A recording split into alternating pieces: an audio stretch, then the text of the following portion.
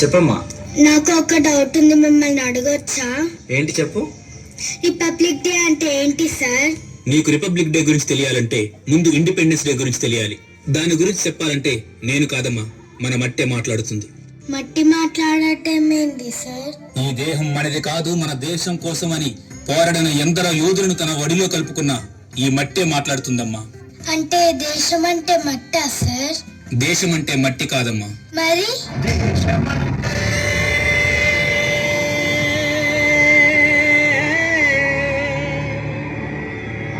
మతం కాదు, గతం కాదు,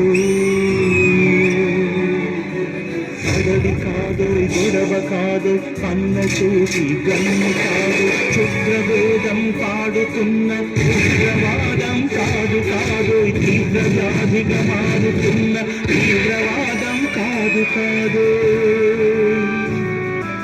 దేశమంటే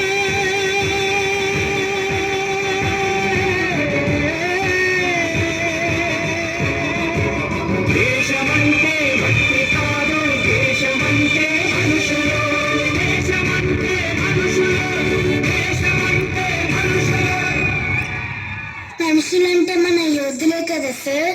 అవునమ్మా. అయితే వాళ్ళలో కొందరి గురించి అన్నా మాకు చెప్పండి సార్.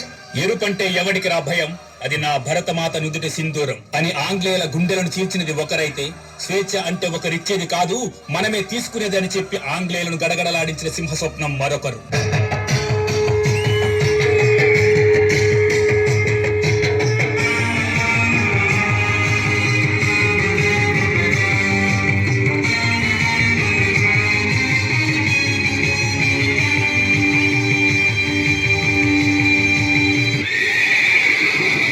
దోపిడీలను అన్యాయాలను అరికట్టాలంటే స్వాతంత్రం కోసం తిరగబడమే శరణ్యమని ఎదురు తిరిగిన మన్నం వీరుడు ఒకరైతే, విప్లవం మానవ జాతికి శాశ్వత హక్కు, స్వతంత్రం ప్రతి ఒక్కరి జన్మ హక్కు అని దేశం కోసం ప్రాణాలు అర్పించిన నిప్పు కణం మరొకరు.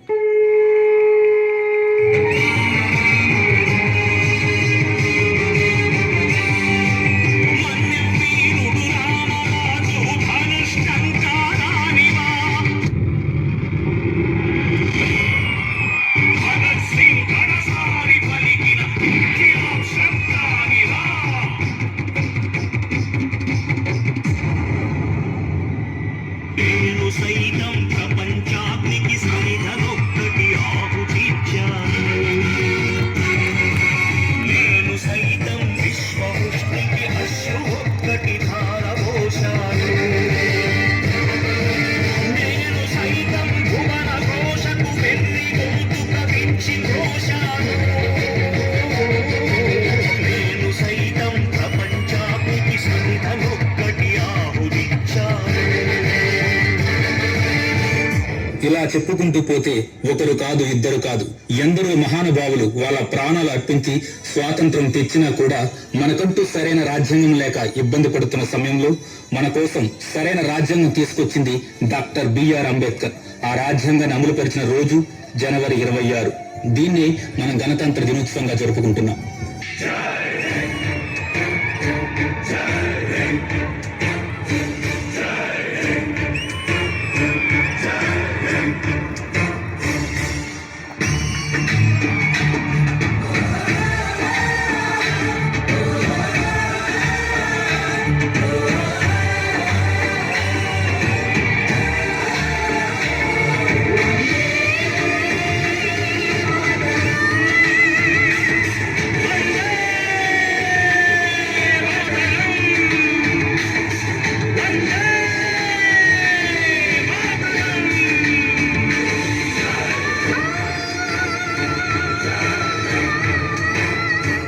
దేశమంటే